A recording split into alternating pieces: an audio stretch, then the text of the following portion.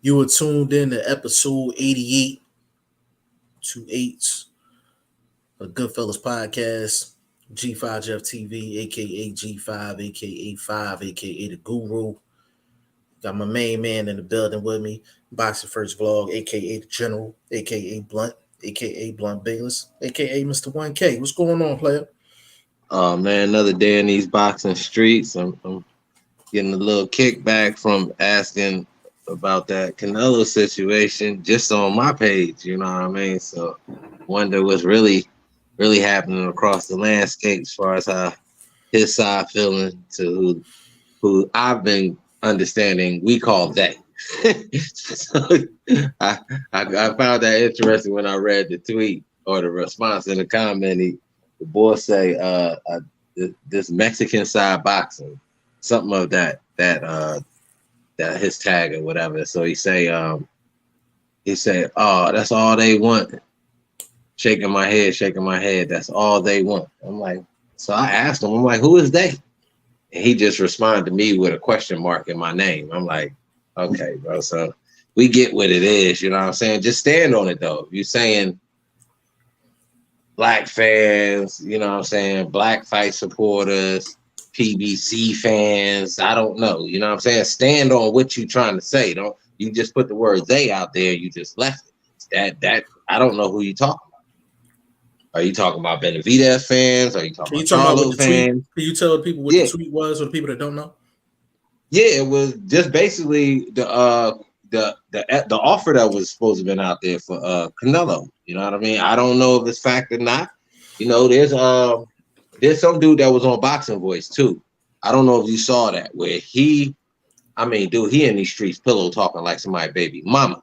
This is from about a week ago. So he say that the Jamel Charlo telling that he saw his brother duck a contract offer from Canelo. So I'm just thinking to myself, bro, that's cotton ball soft of you as another man to put that out there. You see what I'm saying? Like, and if he did do that, he might have been just talking to you guy to guy. You see what I'm saying? But now you in these streets pillow talking like a hood rat. You feel what I'm saying? So that you know what I mean? And the Boxing Voice let him do it. So I don't know if the Boxing Voice was supportive of that sort of gander, but you know, just from man to man, you know what I mean? You don't really, you just don't do nothing like that. So whether he turned down the contract or not, but why would he turn down the contract? It would obviously be his biggest fight, win or lose. You see what I'm saying? So that doesn't make any sense. You know what I mean? And then we know that they've had their issues that have spawned into the public news realm and all just in these boxing streets. So, yeah, I mean, it's just a lot going on, man. It's a lot of TMZ type shit going on in boxing. It just get overwhelming. You know what I'm saying? So, but as far as just asking the question, my reply to do was you could have said yes or no and left it at that. You see what I'm saying? You don't got to get into the fan stuff and, you know what I'm saying, just letting me know you're a jockstrap carrier for your guy. Continue to carry your guy's jockstrap. I'm not mad at you on that. Me personally, I'm not carrying nobody. I don't even wear jockstraps. I let my balls hang. So, you feel me? You know what I mean? That's just me. But, you know, do what you do out there, bro. I just asked a question. And it was a literal question. I didn't say he ducked nobody. I said, is this a duck? Looking at those numbers. And then looking at what he got offered from Dizan and what he accepted. And then you tripling back against Triple G. Even though Triple G looks good. So that might still be a good fight. What do you believe? What do you believe? I don't believe he want to go that route. Competition too tough. See, he wants to go test competition in Bivol that hasn't proven to, I guess, to his peoples and his supporters that's that guy. I guess that's why it's getting a lot of flack late. And then it's not, I mean, not flack, but getting some last minute pub. But it ain't even getting pub about the matchup. It's all this other outside stuff. So can I ask you this? Yeah, you said he doesn't want. Can I properly introduce you first, brother? Go ahead. For the people that don't know, that is VP Shane, aka Ice Cold Shane, in the building from Parts Unknown. Go ahead, do your thing, bro. So this is my question for you, Blunt. You said he doesn't. The competition is too difficult. So I'm gonna tell you a route, the PBC route. Then I'm gonna tell you the zone route. And this is the route that Eddie Hearn spoke about. So it don't have to be this route. If the PBC route was Benavidez, Charlo, and Errol Spence. And then the zone route, what Eddie Hearn's spoken about is Bivol, Gennady Golovkin, and the winner of Beterbiev, Joe Smith Jr. What would you say is a harder route in your opinion? Or more proven route? What fighters or what set of fighters are more proven? The fighters in the division where you just became unified. You became unified by clearing up the lower tier of the guys that were grabbing straps. You see what I'm saying? Benavidez had his issues. Charlo hadn't completely come in the weight. You know what I'm saying? He on his little reign as a middleweight champ. You see what I'm saying? You even quote unquote, they say he ducked the offer from you, which I don't get at middleweight, when that would have been his biggest payday. So why would you duck that? And then that would have been giving Canelo the course to make a undisputed at middleweight, which he never intended to do. So I don't believe he extended the offer to Charlo. If you never intended to become undisputed middleweight champ, why would you extend that offer?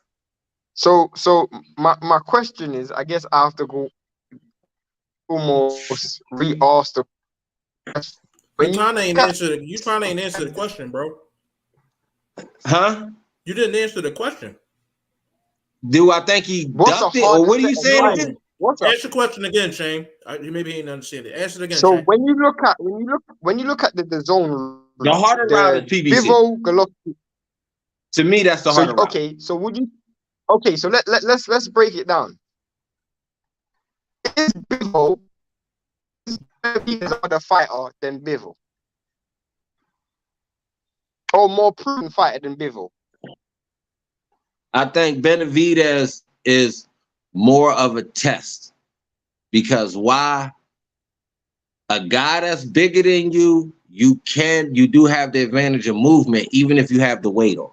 You know what I'm saying? Because it's gonna be last minute weight adage. It's not like you know what I'm saying, you trying to cut down to 175 and still be able to move. You're just putting on a few pounds and you still moving around, trying to do, again, I keep saying, go back to his best defensive fight was the Danny Jacobs fight.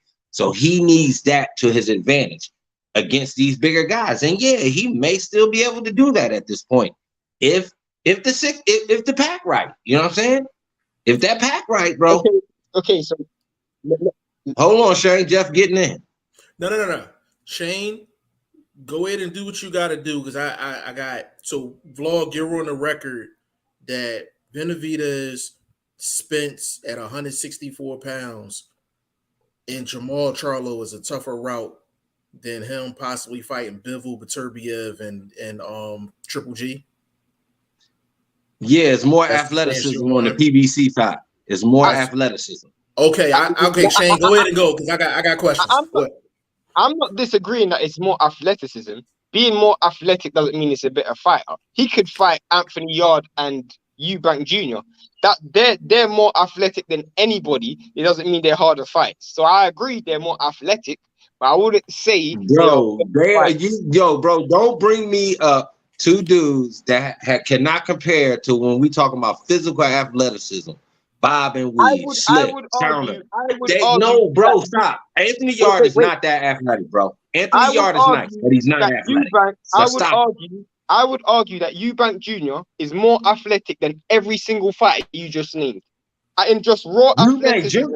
You talking about the dude that was out there looking the poorest Roy Jones I've ever seen in my freaking life? If anybody ever imitated Roy Jones, nobody did it poorer than he did. Let me tell you why I was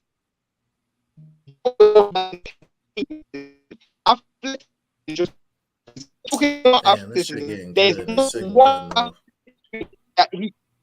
Can you hear me now? Am I still cutting off? Stop moving. Good, right wherever you at, right there. Stay right there. Just stop. Right there.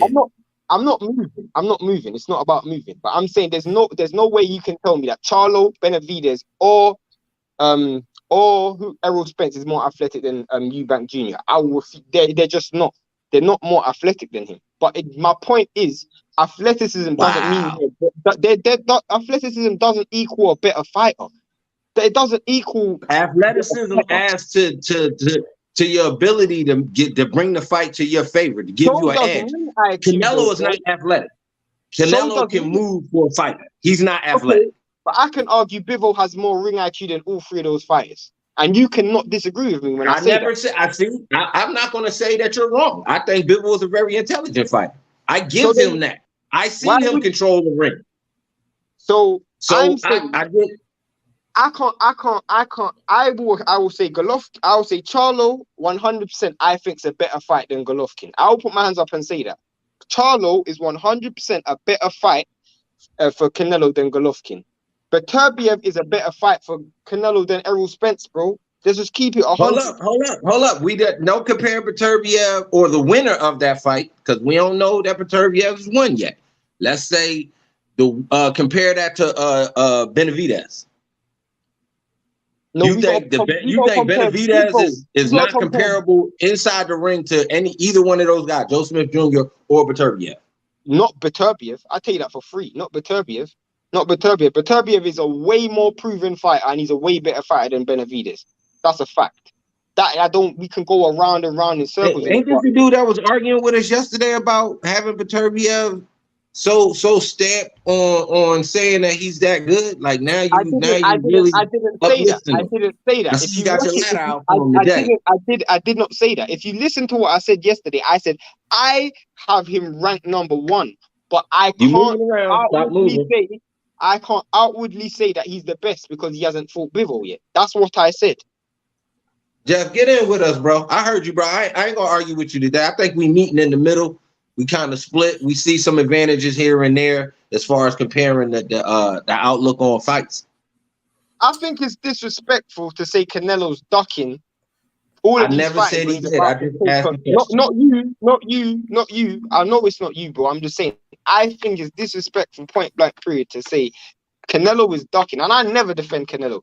He's ducking for fighting someone like Bivol. And there's no way you can argue that you can make the challenge that Benavidez is better than Bivol, but not with evidence. That's just based on opinion. There's no evidence that suggests that Benavidez is more proven than Bivol, when Benavidez hasn't beaten any good world champion. So answer me a question. How do you think Benavidez does at 175?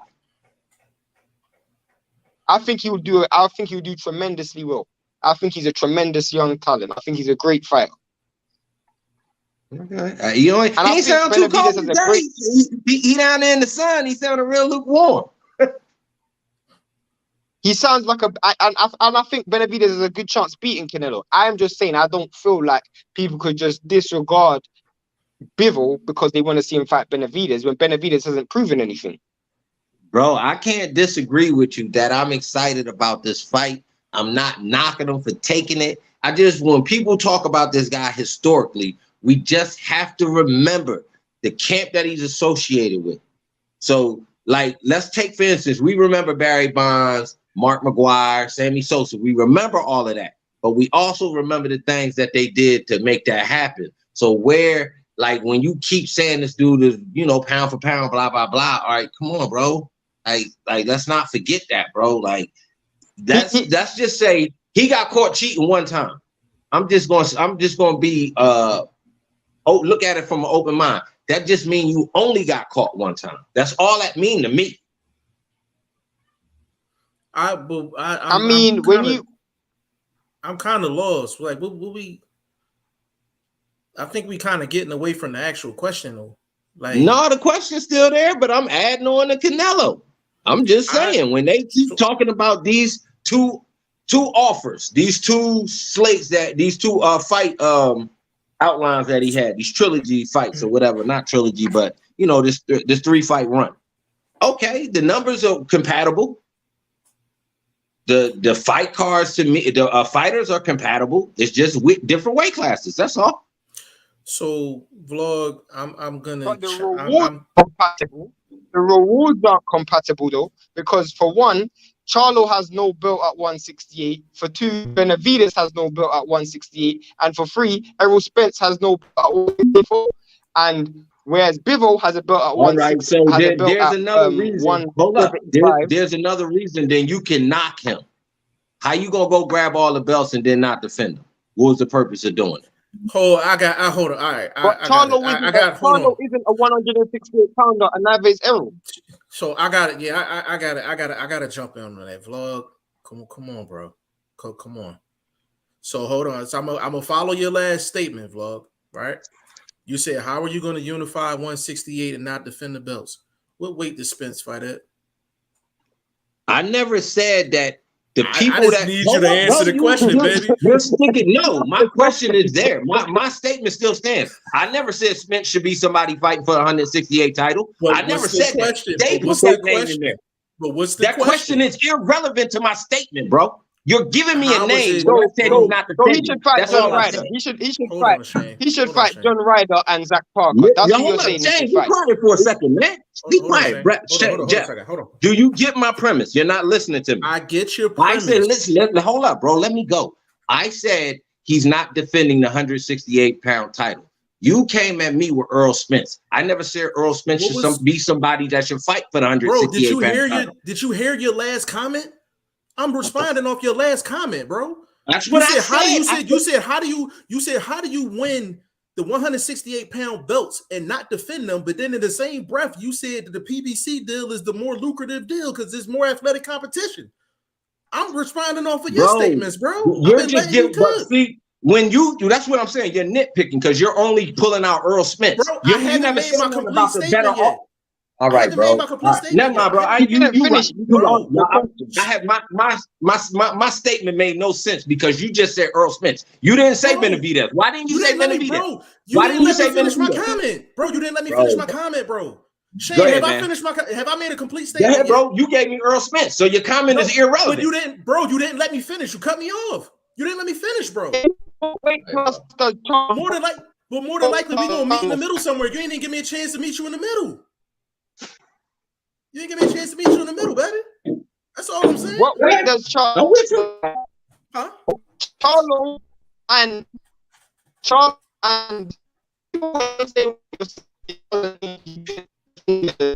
bro, I can't wait for you to get back home, bro. Man, if you don't sit your ass still and get your ass back to the house. Yo, I can't wait for you to get back home, bro. I can't wait for you to get back home, bro. I can't wait for him to get back home, man, because this shit was about to get. Am I still what I think? All right, no, you good now. No, you good now. I'm saying, all right, cool. As I was saying, bro, Zach Parker and John Ryder are the only people right now who's eligible for Canelo to fight as a 168 champion. Those are the only two dudes. They're not with PBC, so you can't say that. I can't say what. You can't say that he's not defending his belts at 168, but then bring up PBC because if he fights the PBC fighters, neither of those dudes are 168. Neither Charlo and Spence are at 168.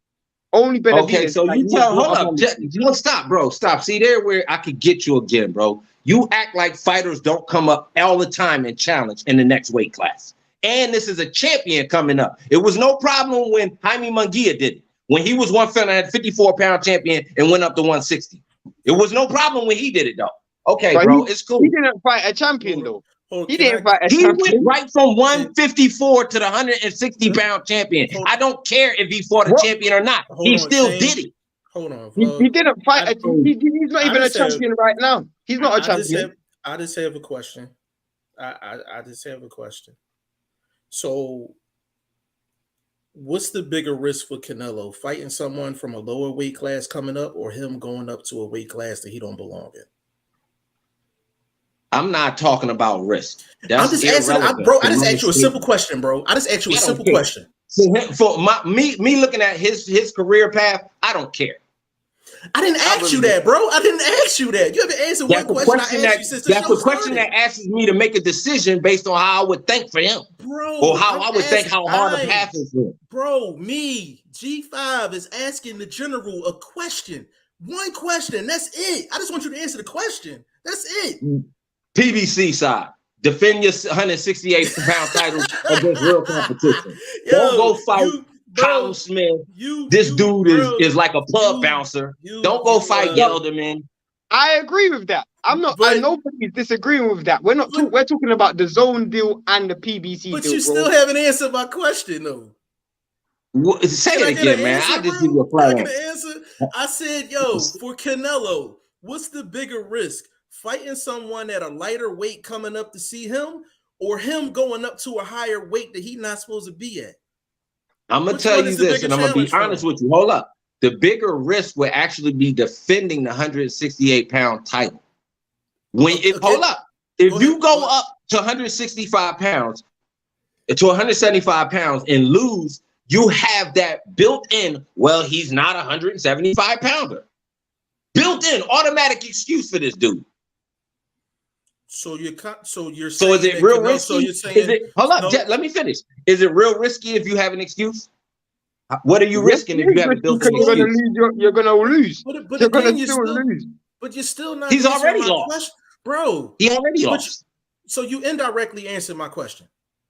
You indirectly answered my question. So I'm gonna hold on. No. So I'm gonna take your last comment. See, here's the problem, bro, because I'm asking you a question and you swerving around like you Spence on it behind the wheel. I answered that. I said defend it. You didn't, bro. Listen. So this is why. Wait. We ain't gonna go past that. Like Jeff didn't just say what he said. This dude just swerving around like Spence behind the wheels. That's exactly so below the belt. That's exactly what below the belt, bro. That is below the belt. You swerving behind. You swerving, baby. You swerving. So I'm gonna take your last comment and I'm gonna drop the mic on this one. So you said if Canelo goes up to 175, right, and he loses, it's a built-in excuse. So why are you promoting the PBC deal where a dude's coming up from 147 pounds to damn near 168? He has a built-in excuse. Am I correct? What I would see, that's what I want to tell you right now. I never said Spence should be in that deal. I never agreed. You never heard me at one time. Let's go Charlo. Charlo should be there. Charlo should have been moved. Ain't no money at 160. Bro, obviously, he can carry the weight.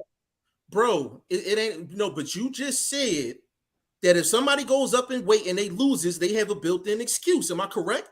That's what you said. I never said Charlo, bro. You're acting like does Charlo fight? I just need you to answer these questions, bro. All right, bro. What weight does Charlo fight? All right, bro. That's what I'm saying. See, you doing too much. You trying to be real fine-tooth with it, and you're not listening. You're doing too much, bro. You talking about Charlo going up. You can't compare Charlo's going up and taking on a test like Canelo to Canelo and what's his legacy and all of that. Come on, bro. Stop that, bro. You comparing one legacy.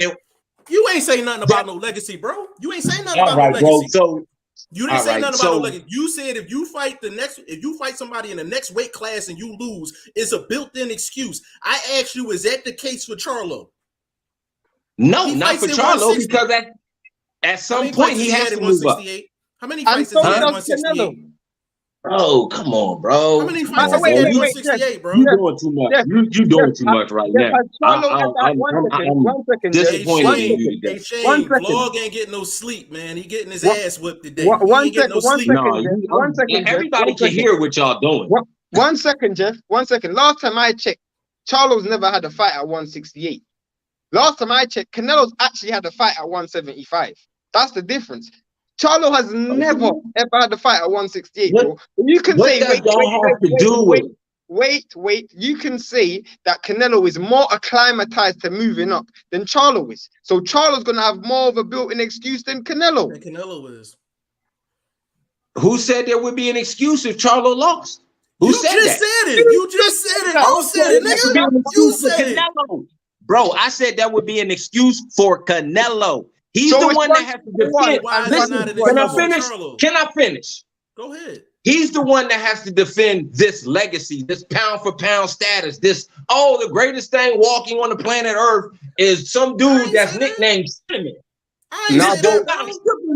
Stop it, bro. None of us have said that. I didn't say that, and Shane didn't say that. The only reason why you said that was in response to Jeff's question, which was, what is a tougher route? And then Jeff didn't bring up nothing about legacy, bro. He asked you what's a tougher route. And your excuse tougher, that's all I asked. No, the tougher route would be defending. And I'll stand on that. Defend.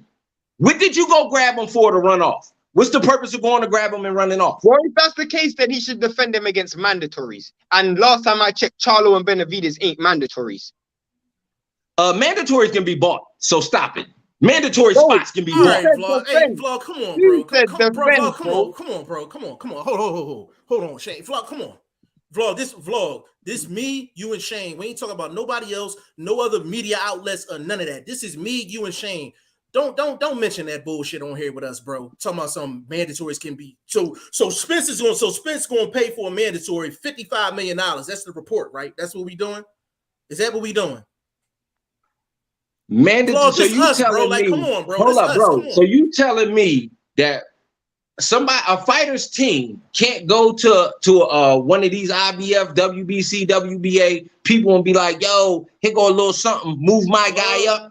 You stop it, bro. How you think they get moved up? Bro, you swerving right now. Hold on, Shane. You swerving right now, Vlog. You swerving. Man, you doing too much right now. You acting like what I just said is not facts. So let me never answer my question, bro. Let me ask you a question. Both of you do too. Let me ask you a question. If Canelo successfully beats all of the 3 dudes on the zone, he will be a 2-weight undisputed champion. Bro, are you telling me that's not greater than what PBC is offering him, bro? If you're telling me that, me and you definitely can't talk about boxing anymore because you're tripping. 2-weight undisputed champion in 1 calendar year, bro. You're tripping. Yeah, now listen to me. Be quiet. Bro. Be quiet. Stop running your mouth. One thing that you accomplished through that is different than me saying the better fights for me as a fight fan is at 168 in the competition offer from that PBC side. That I never said if he went up and accomplished the 175 crown, that's not historic, blah, blah, blah. I cannot give him the flowers if he do that. Me as a fight fan, I'd rather see you fight at 168 where you're supposed to be at your best weight, I guess. You're not a 175er. You're not a big dude. Stop it. But bro, that wasn't the question. I ain't yes, it is. I didn't ask you for your personal opinion. I said, what's the tougher route? The tougher route is the questions. The tougher route is what you want to see. So am I analyzing it from who eyesight am I analyzing your question from? Whose mindset? I just want you to answer the question, bro. You said I just answered it, bro. Opinion. The tougher route is defending 168. So you want to know what you're saying, bro? You want to know what you're saying? The tougher route is for Canelo to fight somebody 17 pounds less, somebody that's fighting 8 pounds less, and somebody that hasn't been in the ring with a top 10 dude at 168. That's what you're telling me. That's what you're telling me. That's what you're telling me. That's a fact. What you're listening to, see, you want to keep holding on to the Earl Smith thing. Earl Smith should have never been in. I mentioned all 3. I mentioned all 3. That's your nitpick with it. Bro, I could care. I mean, we can agree to disagree. That's a fact. No, you getting stomped. You can defend that dude called Cinnamon. I'm not defending no dude named Cinnamon. I'm not defending no dude named Cinnamon. You getting stomped in this debate. Come on, you now. Got me fucked up. Nigga, your argument is not better than mine just because you believe that. That's in your brain. We ain't had a debate in a minute. You getting stomped in this debate, bro. I feel like how am I getting roasted because you just said that? Because you said that I'm getting roasted. That's as fact. You are getting cooked. You getting bro, cooked. Man, you niggas can't even turn a motherfucking stove on. How you gonna cook me? You niggas can't even get in the motherfucking kitchen, nigga. Fuck up out of here, nigga. Your mama tell you get out the kitchen, nigga. Fuck out of here, nigga. You can't cook me, nigga. Bro, let me ask you a question. Jeff stated one fact and closed the whole case. You're saying that a dude 17 pounds less, 8 pounds less, and a dude who's never been in there with a top level opposition is a tougher competition. Hold up. I'm gonna cook you. I'm gonna catch him right there. Has he not been somebody that says all the time, Spence is the big welterweight, is a big welterweight? So you keep acting like a dude that's already walking around close to 668 can't make a contest compatible. Hey, Flo. That laughing does not make my statement untrue. Hey, Vlog, come on, bro. Bro, stop it, bro. Stop it, bro. Bro, we've seen fighters go weight classes and do tremendous things.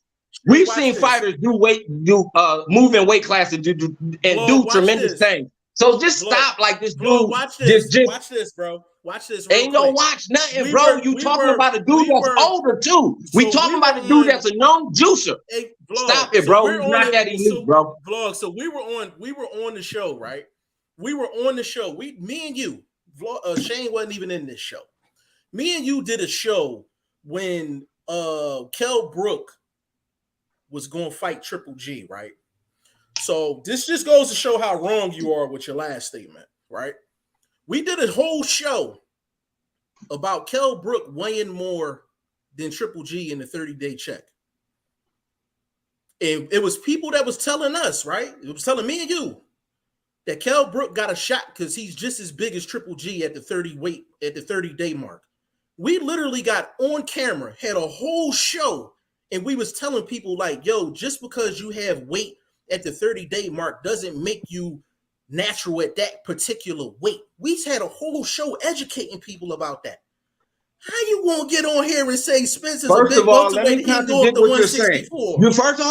You brought up a fighter that is skill-wise is not comparable to Earl Spence. So you can't use a dude that does not have the boxing ability of Earl Spence. We talking weight, bro. We ain't talking about skill. We talking about weight. You brought his name up. You brought his name up. So the skill and the weight apply together. Am I correct? So he's just going in there with weight to fight? No, it don't. That's all he's going in there with his weight. No, it don't. No, it don't. It don't. It's two separate things. No, it don't, bro. No, it don't. No. They one in the same. You're not going in the fight with his weight. So everybody just make weight. That's it. Everybody, now they're not going into the fight with some skill. No, let me tell you why what you're saying is incorrect. Bro, that's how we got weight classes for a reason. No. Let me tell you why what you're saying is contradicting yourselves. Let me tell you why what you're saying is incorrect. Bro, hey Shane, he got Burger King marks on his back. I'm flame broiling this nigga today on the joint. You brought up a dude that is a 154 dude blown up. And he don't have no real boxing skills. So He's already got beat by Crawford. So again, when he had his weight issue that you talking about, he was also not coming into that fight with no skill. So it also made no sense. When he went up to fight Golovkin, he was undefeated. Why didn't you bring another fighter up with better skills? So let me ask you. Hold on, hey Shane, I got one for him. Was we not? Hold on. Give me a fighter, bro. I'm gonna give you one right now. If you shut the hell up, don't let me give you one. You do too much building up. Gary Russell when he was challenging Terrence Crawford. We at the time knew that wasn't bro. Hold on, no mic drop. Can I speak? I got you on camera. Don't lie. I got you on camera. Go. We at the time knew that was just about some real beef shit. That wasn't about no real. I'm trying to contend at welterweight or junior middleweight. I mean junior welterweight. That was just some beef shit, bro. Come on. We didn't criticize anybody for that though. I got you for wanting to fight somebody on some beef shit. To fight somebody 21 pounds heavier. He wanted to fight him in a boxing match, bro. Of course, we wouldn't have went down. Nobody would have sanctioned that. Why would anybody sanction Spence and Canelo? What I'm telling you is, out of using, hold up, you're about to start laughing and not listening. Bro, you said yourself, Spence is a big 147. So you telling me he not 160, 165 right now? Can I answer that? Just because someone walks around at that weight doesn't mean rehydration weight, bro. You know that it's boxing. So he's still giving up 20 pounds because guess what? Canelo's gonna weigh in 168 and come in 190 something or 180 something. But we know how boxing works. And be slow as a slug, because you acting like you talking about a 27-year-old Canelo. You talking about a 30-plus-year-old dude. We're talking about every fighter, bro. Every fighter rehydrates. Bro, it's stages in fighters where they able to accomplish things. Stages. Somebody has a clip. Y'all acting like this dude is Steve Skywalker to the heaven. Come on, bro. He about to fall off a cliff, bro. Stop defending this motherfucking clown. Bro, you're not listening to what I'm saying, bro. Every fighter rehydrates, bro. What are you talking about? So what? And again, so if he rehydrates, and he was 190 pounds in a fucking 168 pound fight. He ain't gonna come in there moving like a fucking snail. Let me explain, bro. There's Explain. nothing to explain. Let me There's explain. nothing to explain, When in his last fight, when he weighed in at 168 against Caleb Plant, bro, what did he rehydrate to? At least 188, bro. At least 188. So, okay, so you're going. So stop. Can you stop right there? Can you stop right there? I'm not finished. So a 168-pound dude could not get close to another fighter because he was slow, methodical. Come on, bro. Come on, bro. What did Errol Bro, Spence come on. You keep pounding on yourself. Yeah. This is why he looked terrible. He walking around with all this extra weight on him. Hey, Shane. This guy's literally not listening, bro. What weight? Because you ain't saying nothing, bro. Answer my question, then, innit? What weight does Errol Spence rehydrate to? If he's walking around at 168, bro, what weight does he rehydrate to? Tell me that question, please. What weight does he rehydrate to? Answer that question. He probably walking around at, if he come in at 147, he probably came in close to 160. If he comes in at 168, what weight does he rehydrate to? He probably get to about 175. Okay, you're telling me a dude who naturally fights at 147 is going to rehydrate to 175. Does that make sense to you, bro? If you're adding weight on through camp, you're set up to put that weight on after you train and everything like that. Come on, bro. You act like you can't build up and weight before, bro. He's never fought at that weight before. That's what I'm saying. Bro, people often all the time step into weight classes and do things. You act like just because you never fought at that weight before, he can't perform. Stop talking like that, bro. You're talking consequential. Bro, you can't do this with me because you can't name me one fighter that moved up 3 weight classes and was successful at the first time you've done it, bro. Name me one. I never said he would be successful. I never said he would be successful. I never said he wouldn't either. You acting like it's just an outcome because of weight. It's an automatic outcome because of weight. Shane, watch this, Shane. Get the fuck out of here, bro. Watch this. Shane, watch this vlog. Why did the man Utagu wasn't successful against Ryan Garcia? Because Ryan Garcia wasn't fighting in the weight class he was supposed to be. He wasn't fighting in the weight class. But you defending Spence going up 17 fucking pounds.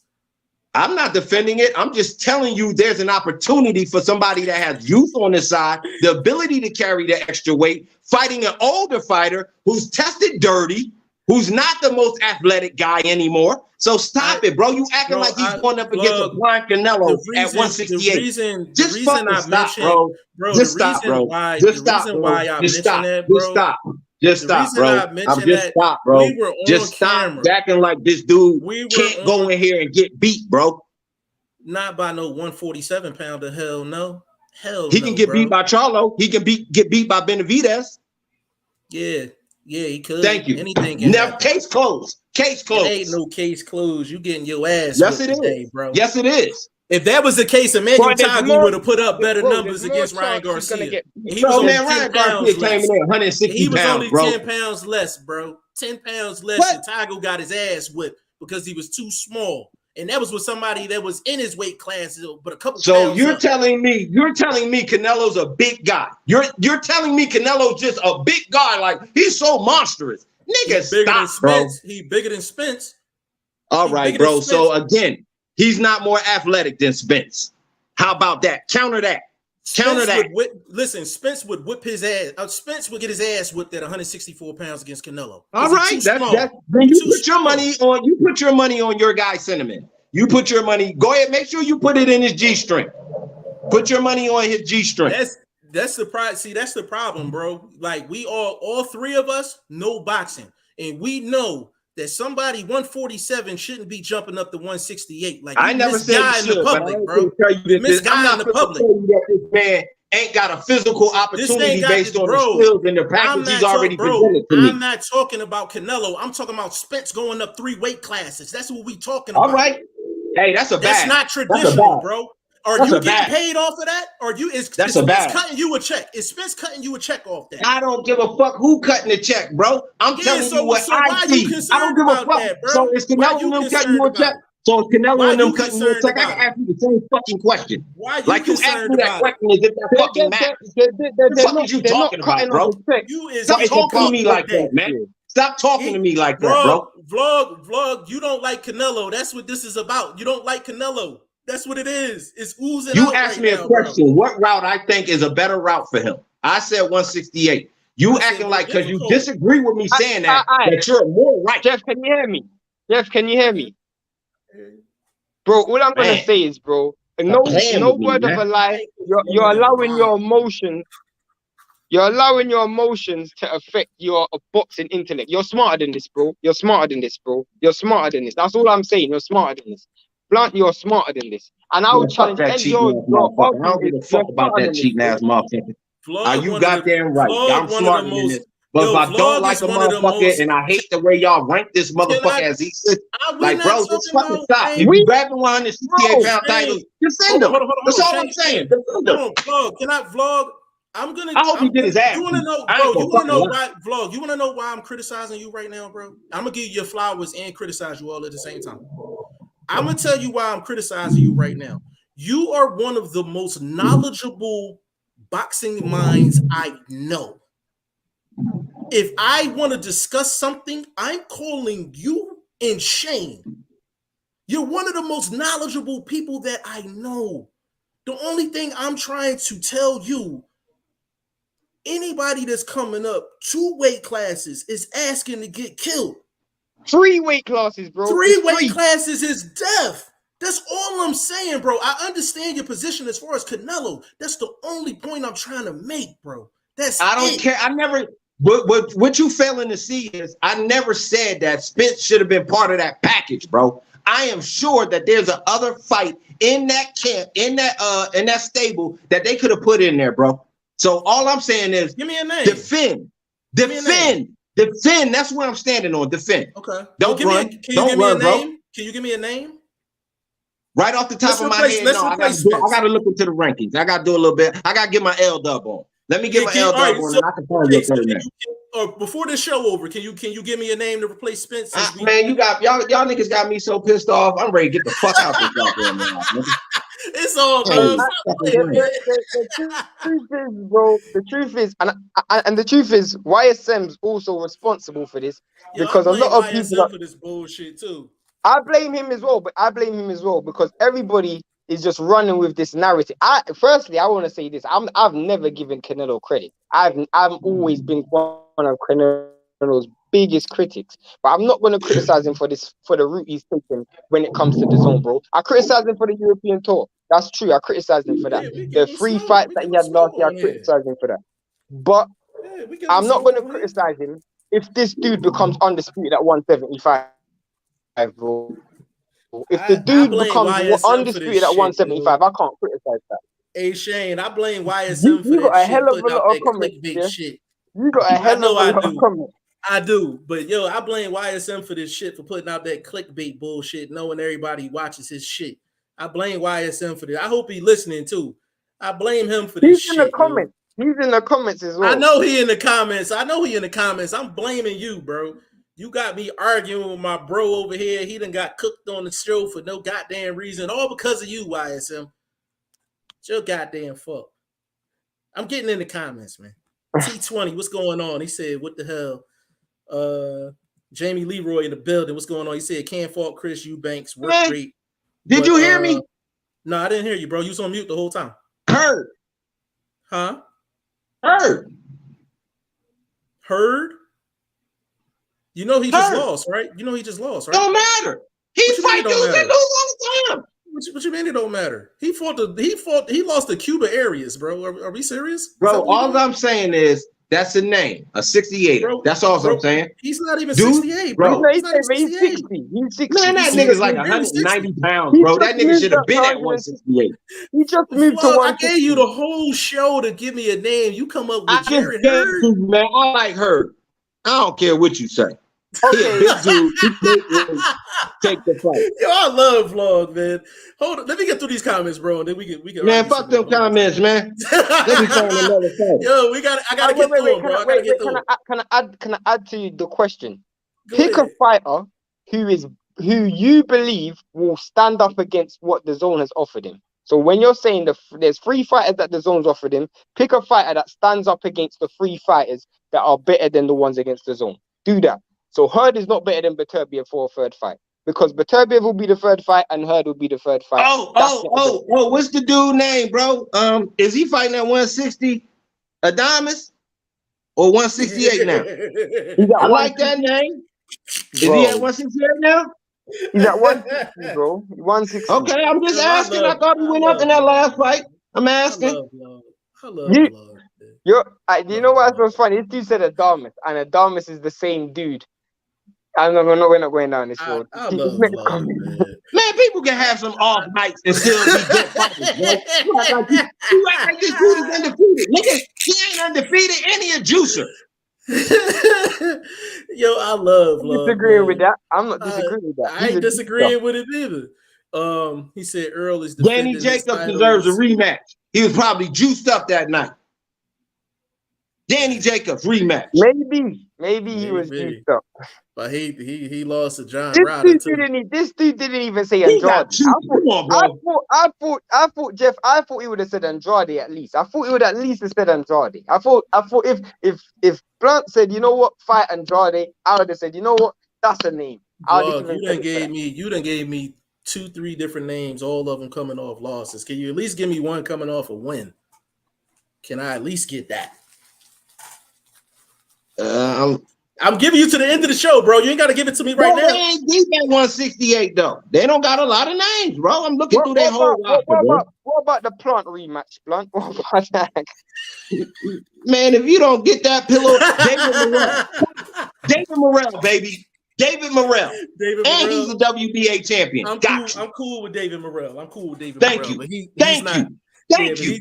It took you a while, but you got there, though. He's not better than him. He's not a better fight for Canelo than Beterbiev, not in my opinion. Oh, man. Yeah, because Beterbiev going to mud stomp him. Beterbiev going to beat the brakes off of him.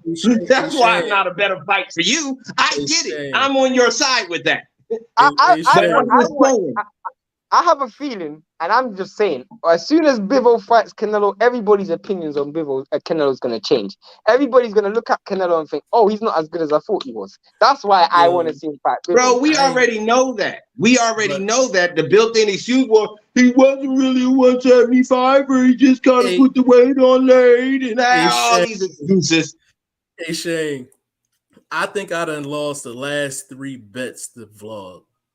So it feels good to cook him today on this show, man. I ain't got to win against Vlog. He probably can't beat Pascal. 2 cheeks. Yeah, yo, I love you, bro. Let me get through the rest of these. Coming. All right, Will Stokes. He said, bro, Canelo surely destroys Spence. Is it even competitive? No. Bruce in the building. Big shout out to you, bro. Go subscribe to this channel, Tree James. Big shout out to you, bro. Tree James laughing. Burt Wood in the building said G5 is Keyshawn Davis ready for Haney or Tank, or is it too soon? Stop. Don't even answer that, bro. We don't pay no attention to that nonsense. That's a no. He said Vlog got Spence fever. Yeah.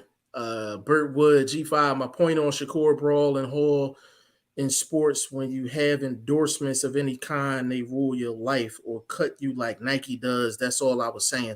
No, I mean, listen, like sponsors can cut you for no reason. You know what I mean? And to be honest with you, Shakur's not the one that have to worry about the sponsors. It's more so Top Rank and ESPN that got to worry about the sponsorships for having that on their camera. So it's more so the actual network, more so than Shakur. If we was talking Floyd or something like that, that's something different. The person responsible for this argument, YSM Sports Media, big shout out to you. Errol Spence walks around at 180, but he don't fight at 180. Well, put him in there with Beterbiev then. See what happens. Pink Furry got us in the building. Said we have a debate here, ladies and gentlemen. Yeah, I actually this is why we on here, bro. We ain't had one of these in a minute. Tree James laughing. Vlog does not like Canelo. Yeah, that's what makes it funny because we know it's gonna trigger him. Like, so that's why I was laughing the whole time. I'm like, yo, he about to come at Canelo next. I was honest. I wasn't really coming at his neck. Bro. Just being honest. I know. Defend. But I heard your video earlier too. You was getting at him in there too. So I'm just laughing because I'm just saying, bro. Bro, how your people's cool calling you cinnamon? Bro, come on, bro. Come on, bro. At what point as a man do you be like, yo, stop that? Just stop that, bro. Come YSM on, bro. said this is It must don't see rock on our TV side of today. the fence. I'm just saying. And the craziest thing is, I actually agree with a lot of the things Blunt says about Canelo. The I thing is, do too. Canelo is pop dirty. I think Canelo's a cherry pick, all of that stuff. I just don't want to discredit Peter likes of Beterbiev and Bivol. To me, I agree with you when you say Charlo's a better opposition than Golovkin. I agree with that. I would much prefer to see the Charlo fight, but I'm not gonna act like I wouldn't want to see Canelo versus Bivol, because I actually believe Bivol has more of a chance of beating this dude. I actually think Beterbiev has more of a chance of beating Canelo, and I could be I wrong, but think we collectively as a channel have all taken our shots at Canelo, and they've all been valid. So I never said that Vlog was wrong as far as any of his Canelo comments, because he's correct on a lot of those comments. Vlog has made it clear that he's not in his pound for pound because of the PD situation. I respect that. I respect anybody's pound for pound listing. You understand what I'm saying? you So we ignored just my pound for pound listing though, Jeff. I asked you what was your pound for pound the other day. I asked everybody responded other than Jeff. to be honest with you, I gotta think about that, bro. I I gotta just think about told you that. to take that ball off of there. But if he take the Zapata fight, leave him on there. You know what I'm saying? Just for now. We'll let him try to redeem himself, even though he ain't no champ. Uh, Pink Furry Goddess. Oh, with YSM said this is must see TV today. Nah, this one is classic. Can I ask you guys a question? If Yeah. Canelo loses, how should Canelo be viewed if he does lose? Built-in excuse. I should have been at 168. I'm gonna take the fight with Golovkin at 165. It's gonna be a bunch of stuff going on, bro. Built-in excuses. That's all. Is it okay for Charlo to use the same excuse? Nope. I wouldn't give it to him. I never said I was. Remember So if that. he Throughout so all of that yelling, I never said that would be an excuse for him for losing. fair enough. Fair enough. Pink Furry Goddess said Vlog is pissed. Yeah, he was mad there for a minute. J.O., what's going on? He said he big mad about Canelo. Yeah, that's a trigger point. That's a trigger point.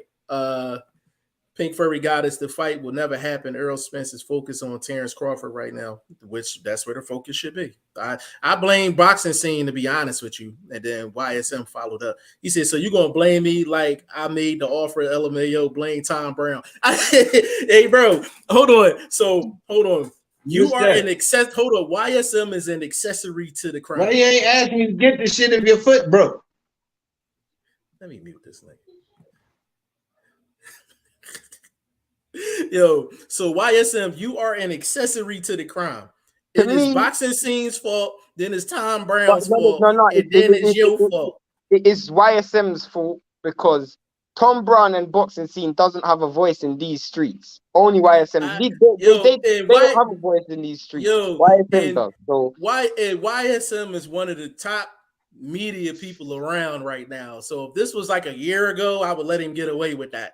But you got people stealing your content, bro. I blame you are an accessory to the crime. You can't put this out because now you got everybody talking about it. How many hits? Hold on, wait a minute. How many hits he got on that video?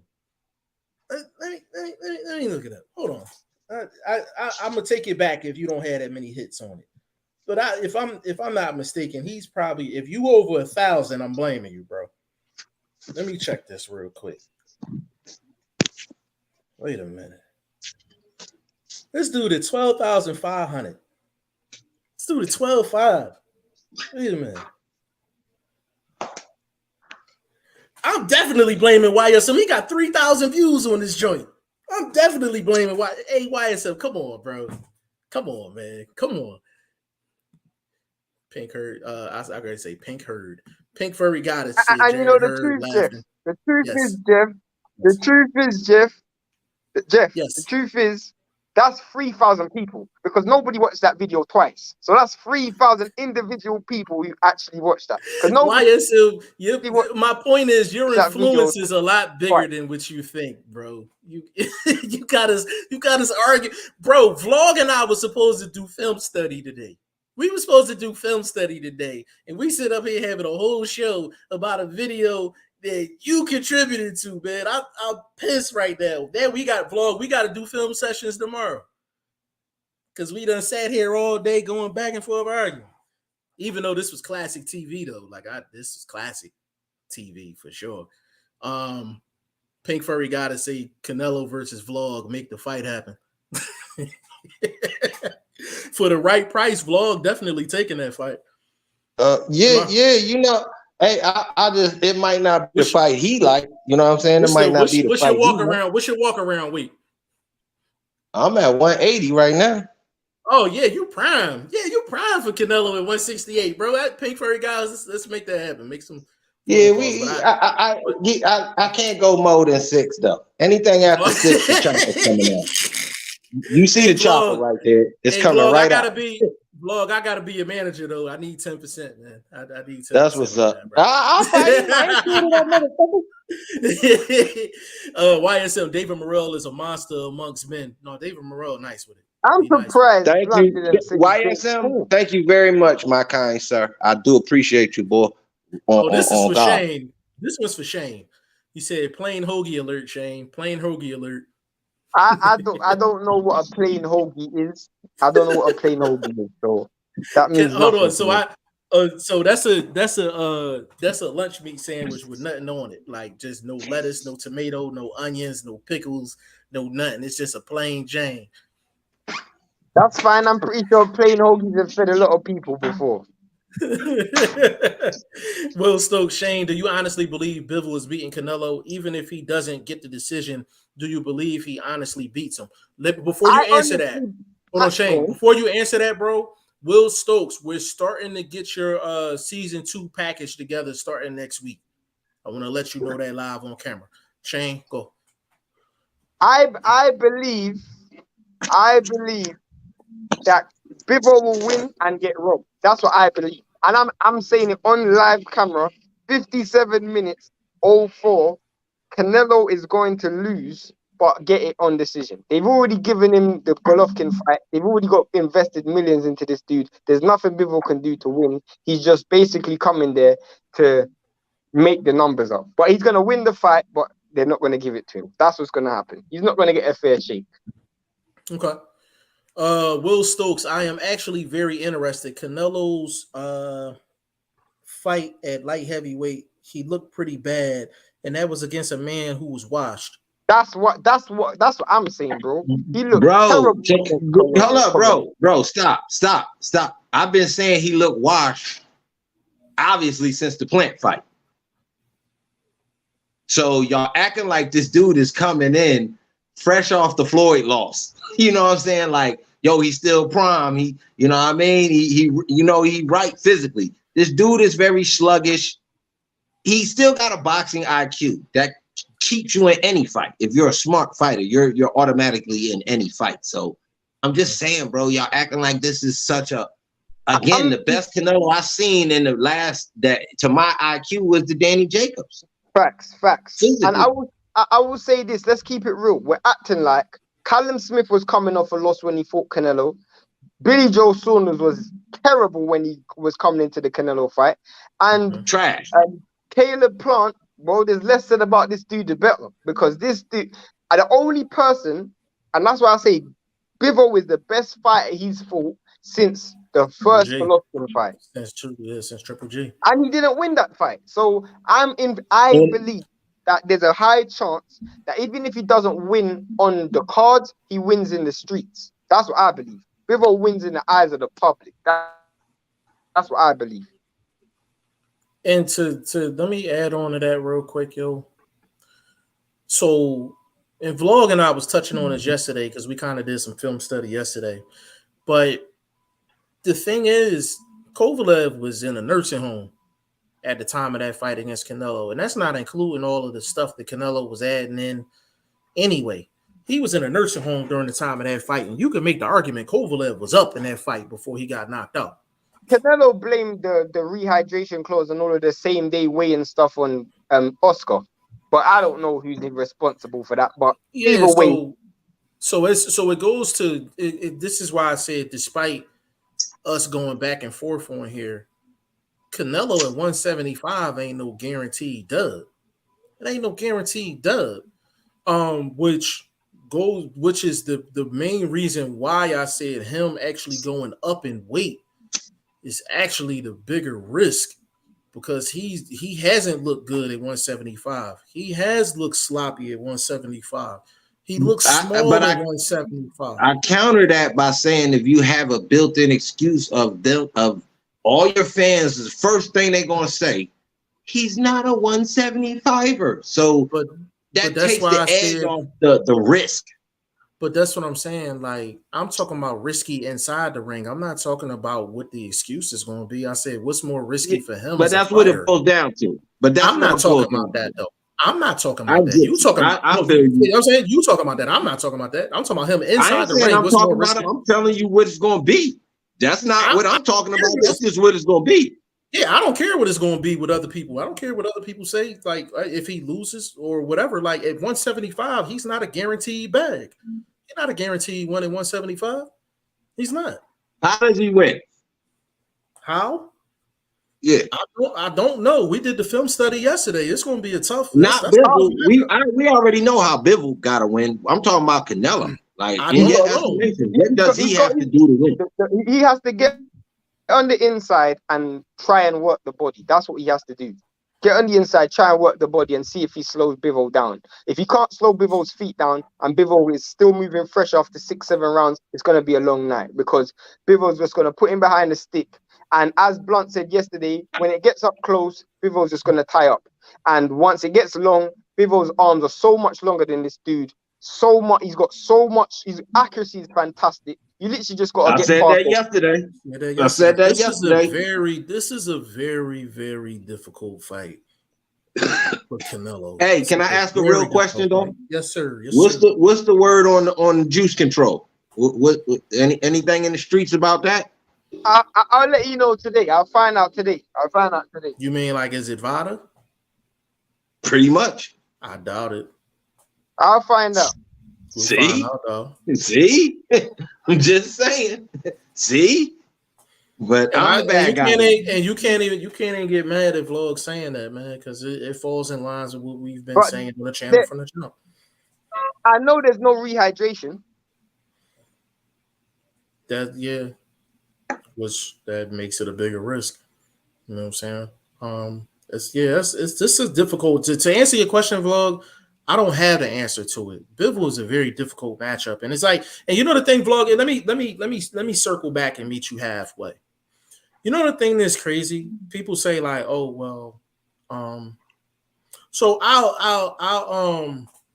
so all right. Let's take YSM for example, right? So YSM said, Bivol is a plain hoagie, right? He's a plain hoagie. Now, Vlog, we looked at some highlights and we've actually looked at fights. Does he look like a plain hoagie to you? At times in fights, he can look like a plain hoagie. But okay, hold up. But what YSM might misunderstand, that's actually controlling the round, controlling the ring. You're making the fight, so you're controlling the pace. That's why you got cats like Shane, like this dude ain't never lost a round. You see what I'm saying? Because of things like that. So being plain at times, conservatives of energy, it could be a good thing, especially if you're up. Why do I need to be out here winging and I'm winning the fight? Blunt, that's my point, bro. I'm gonna keep it all the way 100. Why do I want to be a Toro Gatti, bro? Let's keep it real. I just want to play it safe, go home, bro. Like if I've been out in these streets and I'm living a dangerous lifestyle, bro, I want to make it as safe as possible. Boxing is a dangerous game. So this dude is a dude who, by facts, by CompuBox numbers, he gets hit less than anyone at 175. He lands more punches at a higher percentage than anyone at 175. How you can call that plain all you want, bro. The fact is he's as effective or more effective than any other fighter in the division. He wins more rounds than any other champion right now. Call that plain all you want, bro. He got a better knockout percentage than Canelo. Can I add this too, yo? And I don't know, vlog. I don't know if you want to run with this or not, but I actually haven't had one person tell me how Canelo can win this fight. Like from a technical standpoint, have you heard anyone actually break down? Because I don't have any answers right now. The only person I heard was Benavidez. The only person I've heard online, on TV, anywhere. What did he say? He said he believes that Canelo needs to keep the fight close and work on the inside. Just get up close as possible and work on the inside. You know, if he gets inside, now I'm gonna tell you the detriments for him doing that. That means you got to get through that windshield wiper, and that's not your average windshield wiper. That's a Mack truck windshield wiper. Mm-hmm. Then you got to worry about conserving energy and fighting the tie up, eating a secondary shot, trying to get closer. And what you initially throwing, is it going to be heavy?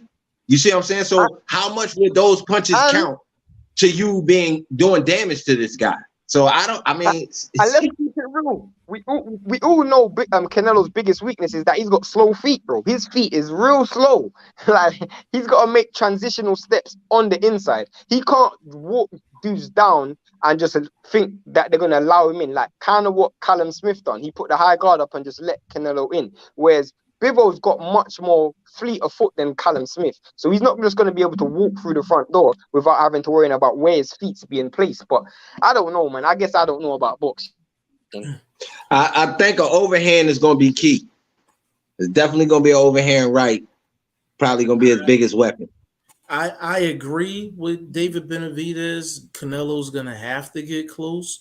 Like Vlog said, you're going to get past that, you're going to have to get past that stick.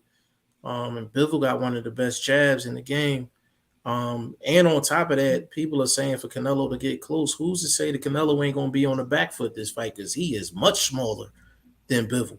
So it's a lot of challenges for Canelo going into this fight. But outside of what Shane just said, I haven't heard anybody break down an actual game plan for Canelo to beat Bivol. And can I ask you another question, Jeff? Why do people automatically think that Canelo's going to be able to slow Bivol down because of his punch power? In my opinion, I think Bivol's been in there with harder punches than Canelo. In my opinion. We saw that on film, and he took some shots. We seen that on tape. He took some shots against a juicer, a fellow juicer. So, you know what I mean? You got to remember, he's been in the ring with Joe Smith. He's been in the ring with Joe Smith. He's been in the ring with Pascal. Pascal punches harder than everybody because he got every GNC product in his body. Every GNC product. You know what I'm saying? So he's been in the ring with guys that punch harder than Canelo. Like Joe Smith at 175 punches harder than Canelo. You understand what I'm saying? So that's a fact. You know what I mean? So, and then we have to factor this in. Canelo hasn't taken no real shots at 170. From a true 175 pounder. We know him for having a chin at 160.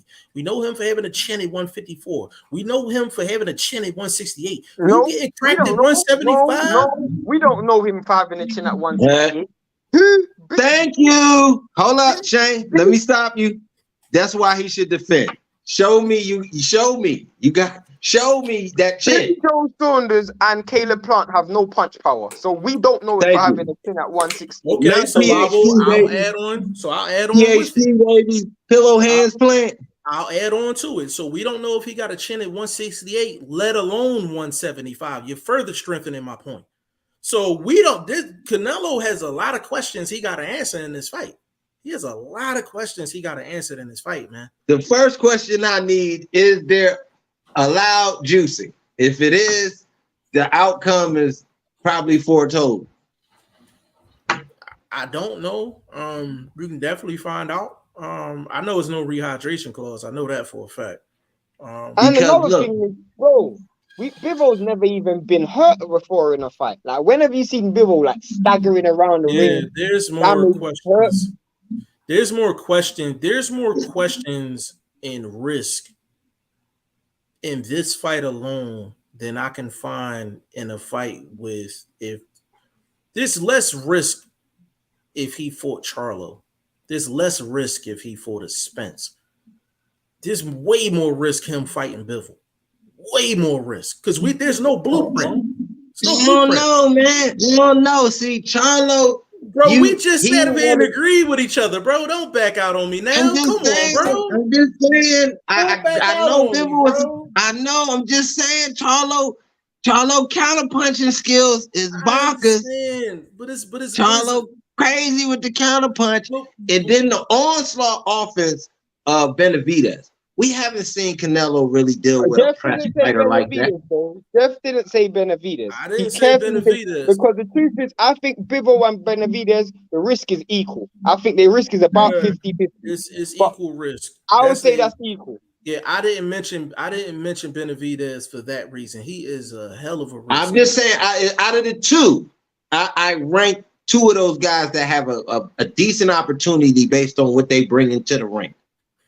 I feel like you're saying that because you want to disagree with me again today. I felt we was on the same vibe 2 minutes ago.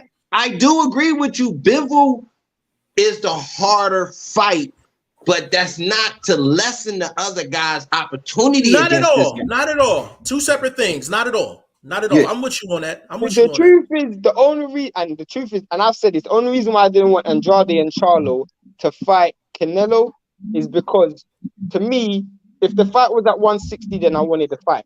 But 168, I think they're giving up their advantages. I'm not saying they can't win. I love Andrade, I love Charlo as fighters. But I just feel like they're just giving up advantages in the sense that I felt like Billy Joe Saunders gave up his advantage when he moved up to 168. Like, even though it's 8 pounds, it is a difference. And I just feel like 8 pounds is a lot. 8 pounds is a lot.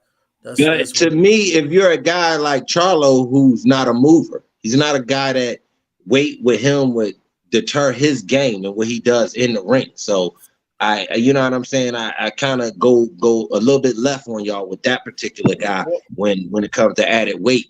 Now, with a guy like with Andrade, of course, a guy that's a little bit more defensive minded, he don't need that extra weight to kind of still have. He's not fleet of foot, but he does move well and get that dip and lean over on, but extra weight make you more tired faster doing that style defense. So, you know what I mean?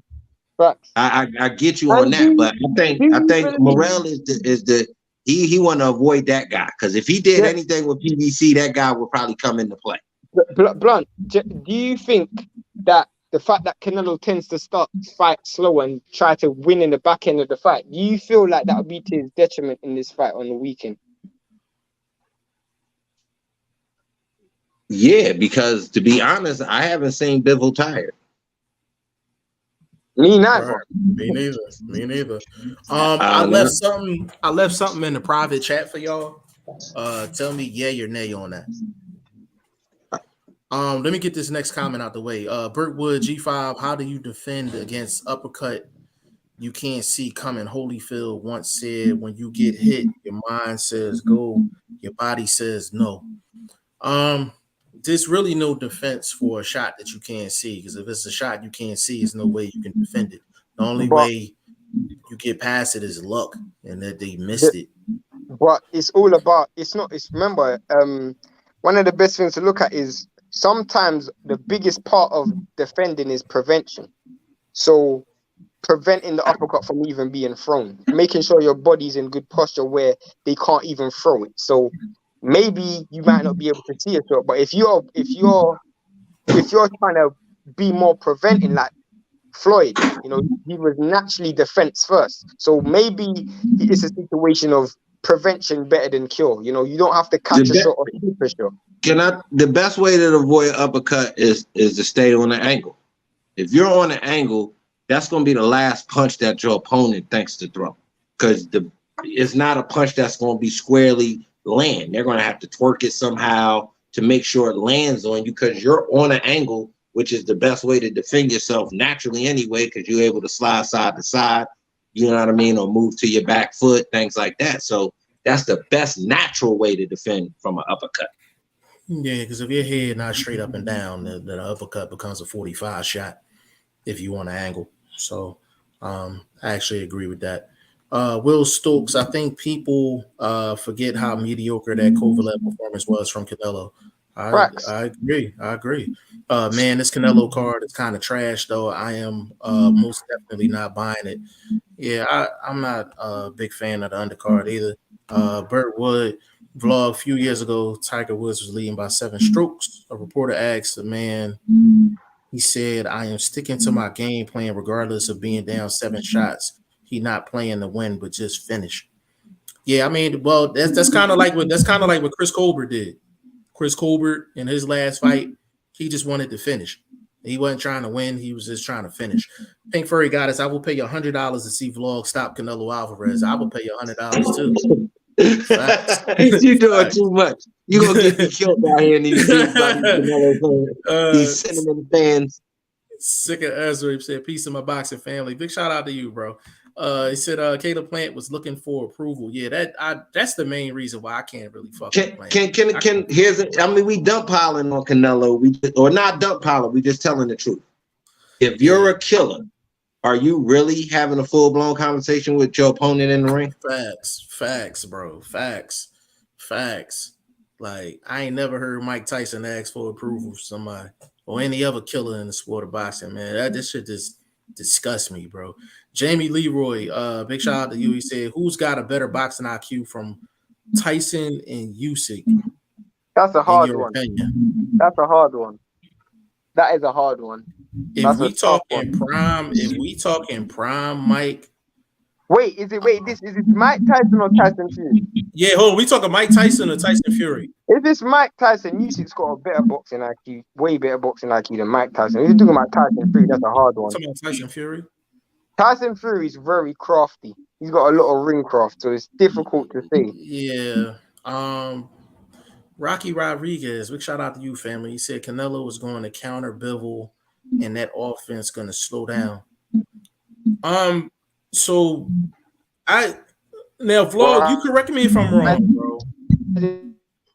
You're going to slow down. Why is it going to slow down? Yeah, sit still, Shane. Yeah, you was going in and out for a second, bro. I didn't even say nothing. Oh man, you gotta sit still. Yo, Rocky. Vlog. Let me say this, bro. Bivol looks very difficult to counter. He can be countered. He was countered in a lot of the work. Go ahead.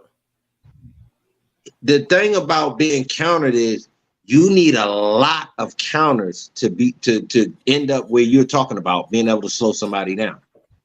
You talking what, 30, 40 counters by the 6th round to start talking about slowing this big dude down? Come on, he's not getting off 30, 40 counters. He might not even get off 20 counters in 6 rounds. And Bivol don't stand still, so it's harder to tee off. You know, you might land a 1 single shot or maybe even 2, but to land 3, 4s, and 5s like Canelo likes to do is going to be difficult. Yeah. Hey, talking like that, Rocky, check his gloves. That's all I'm saying. Double check, triple check them gloves. Oh man, second Ezra, Bivol will have issues with Canelo counterpunching. Again, back to what I just said. How many counterpunches? Are you telling me one is going to get it done? I agree with Vlog on this one. Everybody can get countered at some point, but how many opportunities is Bivol going to get him if he's working behind that stick? But how many are going to be there to count towards wear and tear? You see what I'm saying? Because if you're not throwing them to win rounds, and you're saying he's throwing them to beat this dude down, how many of them? No, I feel you, and that's the challenge. Rocky Rodriguez, mid-range sharp counters by Canelo will win the fight. But both of them have this is the problem. You can't really say that. Both of them have different ranges. So mid-range for Canelo mid-range for Bivol is still long range for Canelo. It's still long range for Canelo. Yeah. Rocky Rodriguez, Canelo punches sharper though. Hey, no, your boy pretty accurate. Your boy pretty accurate. Check his numbers. He up there in the 70s. He up there in the 70s on punch accuracy. Canelo is a sharper counter puncher. I will definitely give you that. But yeah, but Bivol's one of not the really per se a counter puncher. He's a guy that starts with the 1-2. Right. So you know what I'm saying? So of course there's certain styles where a guy is better because that's just his style. Yeah. I'm with you. Canelo don't got no jab. Where's the Canelo jab? I'm not hearing anything about this great Canelo jab. How you gonna get in that front door? Yeah. What you doing? How you getting in there? Yeah. Second Ezra, I agree with Vlog. Charlo is a good counter puncher. Yeah. He's a real good counter puncher. Salute. Give my flowers. Hey, second Ezra, you gonna have to replay the first 45 minutes of this show. I was having my way with Vlog. I gotta stop it, man. I'm fucking with you, bro. I'm fucking with you. Then I start cooking my goose. I get the going, man.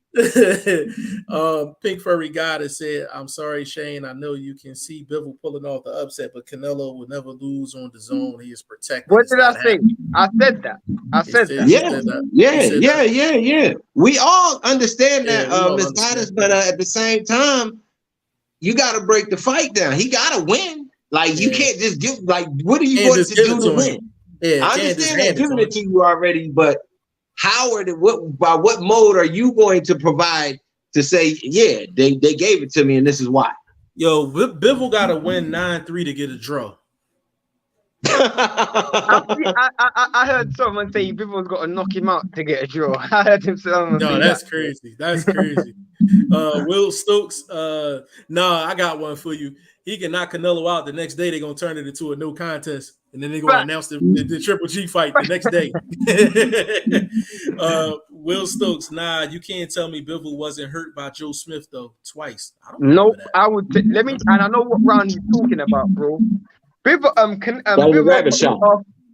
got hit after the bell, bro. And if you look at it, he didn't get hurt. He walked to the corner and he came out the next round and won every single second of the next round. So I can't say that. No, he hit him behind the ear. Most people going to get clipped like that. Look what happened to AJ. He got clipped by Ruiz behind the ear. So that's just a bad spot to get. It was after the bell as well, bro. The bell rang and he hit. See, that's the added point that can't really count that against him. Yeah. Rocky Rodriguez, Bivol only unloads when you use a high guard in front of him. Canelo's head movement and counters will slow Bivol offense down. But can I respond Canelo to that? uses the high guard. Can I respond to that? Yes, go ahead. He does. All right. Canelo does use the high guard, but when he doesn't use a high guard, he is using that head movement. Shane, what is our favorite quote? When you bopping side to side, where you got to go through first? When you're going from one side of the street to the other side of the street, you got to cross the middle. You got to cross the middle of the street at some point, and that's where that stick gonna be. That's where that stick gonna be. You know what I'm saying? So that stick like a windshield wiper. It's gonna follow him anyway. So at some point, that's gonna be the blinder. Boom. And you know what I'm saying? Rocky Rodriguez, let me say this: Kovalev's jab was effective. His jab ain't nowhere near Bivol's. And this was what I can say to Canelo. Canelo has to not get hurt to win. That's all he got to do to win this fight. That's the only way I can break down and say he can win. Don't get hurt, bro. You gonna win. Yeah, he might have. That's all they said to him every round. There is no strategy that I can foresee that is like, okay, that's the way to the win to beat this dude coming from where you're coming from, giving us the package. Because all we can do is go off of what he just showed us. I can't go off of the Danny Jacobs fight. All I can do is hope that the movement that you're saying is Danny Jacobs. But that's not going to be 12 rounds worth of movement unless you're in pure survival mode. So then where's your offense? Yo, Bivol gotta win 10 rounds to 2 with a knockdown just to get a split decision. How about that? To me, that's what I'm saying. I think he needs at least one knockdown and clear-cut damage on Canelo. That's one thing we got to say. Canelo ain't been damaged. When the last time he been cut? Last time he been swelled up? I don't know. I don't know. See? This is what I'm saying. If you can get some damage on him, probably get a knockdown, they might not be able to steal it from you, or at least not without a lot of flack. Yeah. But if he don't get hurt, yeah, he gonna win. Yeah, Rocky Rodriguez mentally slow him down. Burt Wood, Jeff, Shane. That's a Russian, man. That's a Huh? Jeff, Russian. this They is the built different. same. This is the same. This is the same promotional company that gave Felix Cash that win, bro. Let's keep it real, Yeah, so bro. it's real. Yeah, it's real out here in these Keep it streets, man. real. They It's didn't real lose out here in Danny these streets. Jacobs bad. He didn't lose that Ryder fight. Yeah, I agree. I agree. Exactly. I agree. That's my I point, agree. bro. That's Uh, my point. There is no disguise in this cut. In this, yeah, them them scorecards is done right now, bro. Yeah. They invisible. They gonna show Yeah, up. right. I think he cut himself off. Burt Wood, Shane, good to see you. Did you hear White say that 94,000 people was there to see him versus Fury? No, that's facts. That's facts, right, it Shane? was 94,001. Yeah, 94,001. 94,001. Yep. Boxing learner, Charlo punching power seems to lessen as he goes up in weight. How many people has he fought at 160? Derevianchenko, he 5. fought, yeah, he fought Korobov. Derevianchenko, he fought Korobov, he fought Brandon Adams. Um, who else did he fight at 160? Hogan. Hogan was at 160. Yeah, he got Hogan up out of there. He got Hogan up out of there. He didn't get Brandon Adams up out of there. He didn't get Derevianchenko up out of there. You didn't get I think Korobov out of there. he didn't get Korobov up out of there neither. So I'm thinking he's had 5 fights at 160. I think he only got one guy up out of there. I got to double check that. Don't quote me on that, but I'm thinking if I'm off, I'm not off by much. Pink Furry Goddess, this fight may not even be competitive. That's That's saying a lot. crazy. That's a bold statement. That's a very bold statement. Pink Furry Goddess, I put it to you like this. If Canelo goes in and mops Bivol, I mean like 11-1, 12-0 mops Bivol, we got it. Even Vlog, I have to put him on the pound for pound list for that. I mean, that would be impressive. That would be insane, bro. That would be insane. And I'm like, but I can't see it though, bro. I can't see I don't it. Like, see it neither. Go from the performance that I saw against Kovalev, the performance that I saw against Plant, to the performance that it will take to beat Bivol. Pink Furry Goddess, I gotta, man, if that was to happen, that'd be crazy. Jamie Leroy, sorry boys, I met Tyson Fury and Usyk for better boxing IQ. You know what? I'm gonna say Tyson Fury, and I'm gonna tell you why. The reason I say Tyson Fury is because boxing IQ is not only understanding what your opponent can do, but it's also what tactics are you willing to employ with that. You know That's what a I'm good saying? point. That's a good point. And Tyson Fury does it all. Like we've seen Usyk. We haven't seen Usyk outside of his bubble, like outside of his. Jeff always says Usyk's never ever needed to show a plan B because plan A's always worked. Right. So I can't say that he has a higher IQ than Tyson Fury because Usyk hasn't had the opportunity to really show it. So I got to go with Fury on that one. Second, Ezra Bivol will keep that jab pumping. That's the key to the fight for him. Jab pumping, and he has to pick his moments where he unloads 3-4 shots in a row. You know what I'm saying? But the thing is, I wouldn't even load up with the jab. If I'm Bivol, I wouldn't even load up with the jab. Just pumping. Just keep it pumping. Larry Holmes, bro. Keep it pumping. Because you can't listen. I've never seen a dude get countered after they throw a double or triple jab.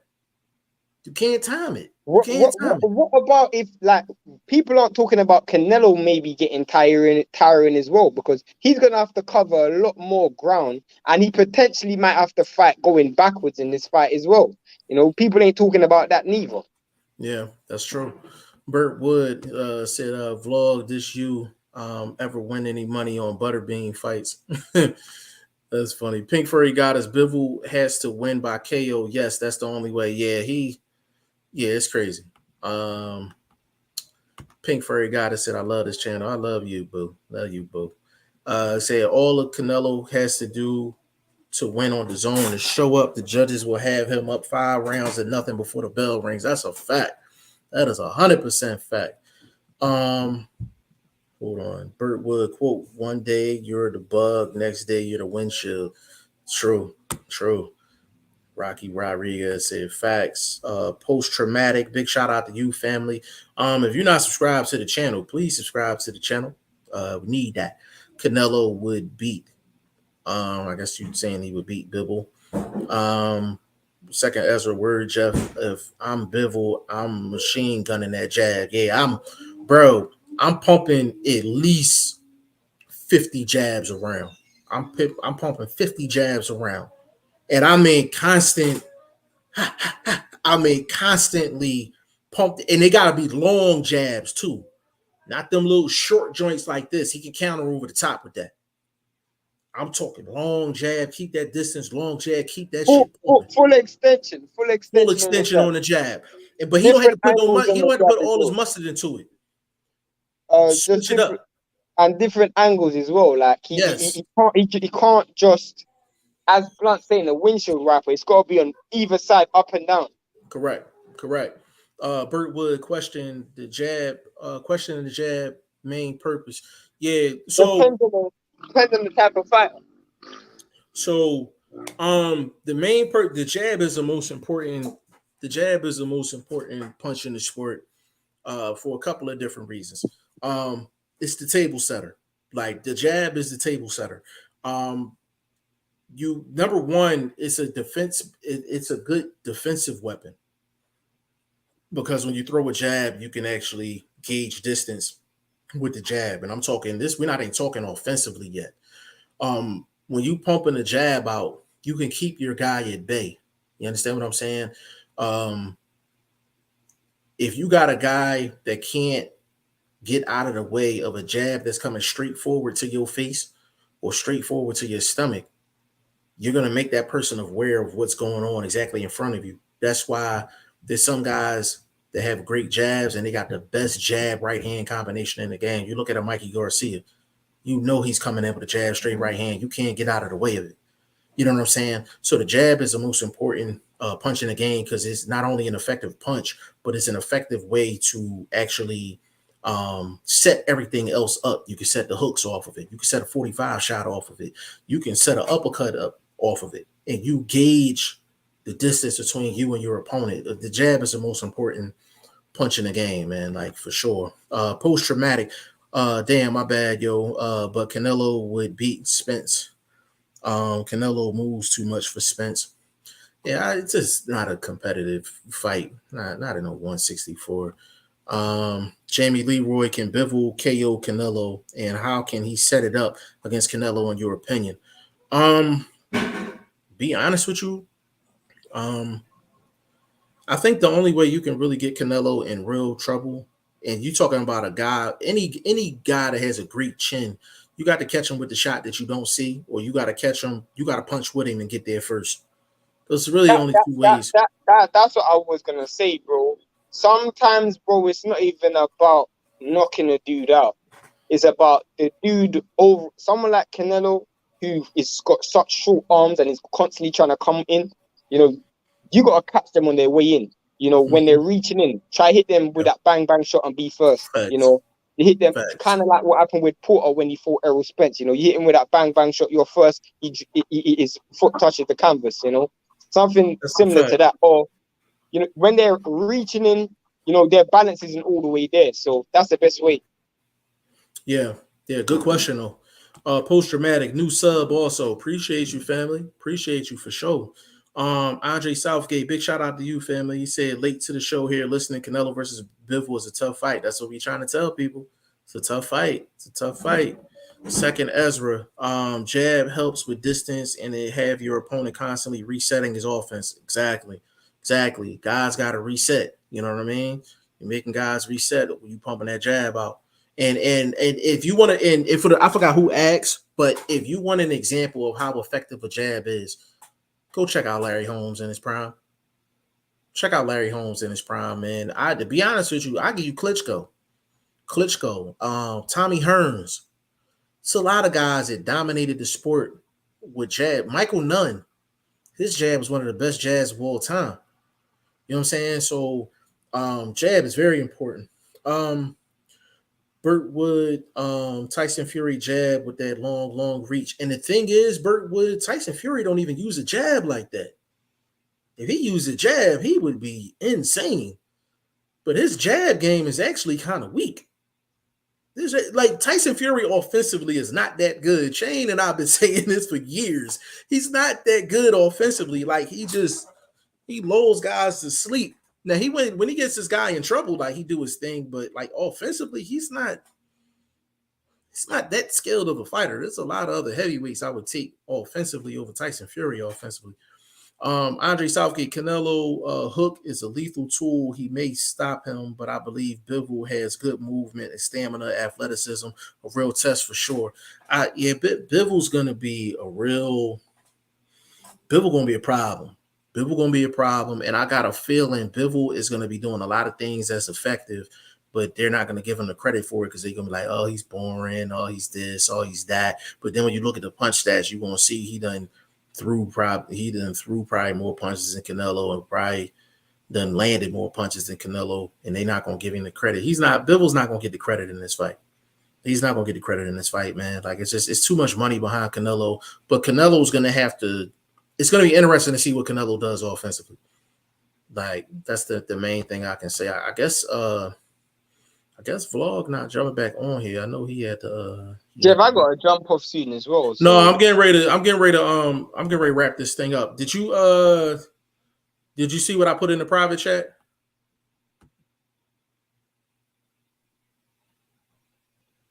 Yeah, I said yeah. Yeah, okay. I said yeah, that's cool.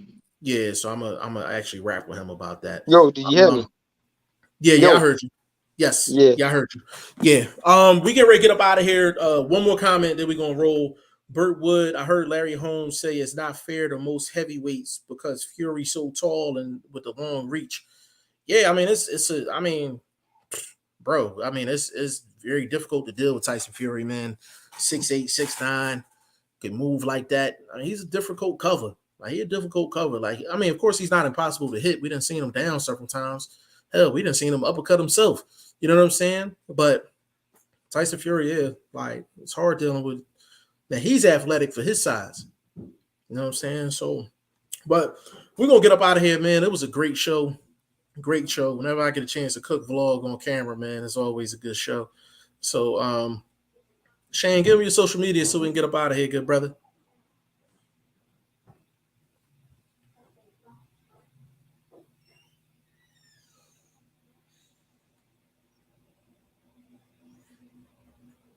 Your joint was frozen a little bit, bro. I'm gonna put it up for you though. I got you. So you can follow Shane at I_am Shane the number 1. I_am Shane the number 1 on Instagram, exclusively on Instagram. You can follow my man Boxing First Vlog on